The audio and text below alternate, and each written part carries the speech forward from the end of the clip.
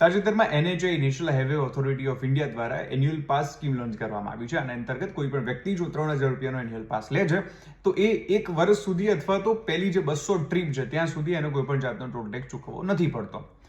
આ જે છે પાસ એ ગુજરાતીઓ માટે ફાયદાનો સોદો છે. કારણ કે આ જે પાસ છે ખાલી ને ખાલી NHAના જે એક્સપ્રેસ વેઝ અને નેશનલ હાઈવે છે એના ઉપર જ કામ કરે છે, સ્ટેટ હાઈવે ઉપર નથી કરતો. પણ ગુજરાતમાં સ્ટેટ હાઈવે છે એના ઉપર જેટલા પણ નોન કમર્શિયલ વ્હીકલ છે, આ પાસ પણ એમની માટે છે, નોન કમર્શિયલ વ્હીકલ માટે, એના ઉપર ગુજરાતીઓને કોઈ પણ સ્ટેટ હાઈવેમાં ટોલ ટેક્સ આપવો પડતો નથી. અને થેન્ક્સ ટુ આનંદીબેન પટેલ, એમણે આ ટોલ ટેક્સ જે રાજ્યના ટોલ ટેક્સ છે એને દૂર કર્યો હતો.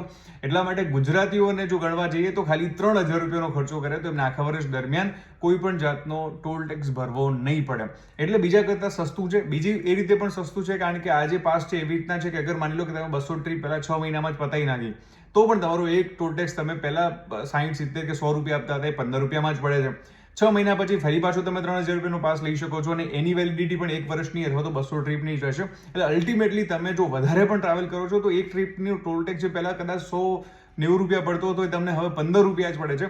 એટલા માટે આ ફાયદાનો સોદો છે અને ગુજરાતીઓ માટે તો ખાસ ફાયદો છે કારણ કે આપણે સ્ટેટ હાઈવેમાં કોઈ પણ જાતનો ટેક્સ અથવા તો ટોલ ટેક્સ ચૂકવતા નથી.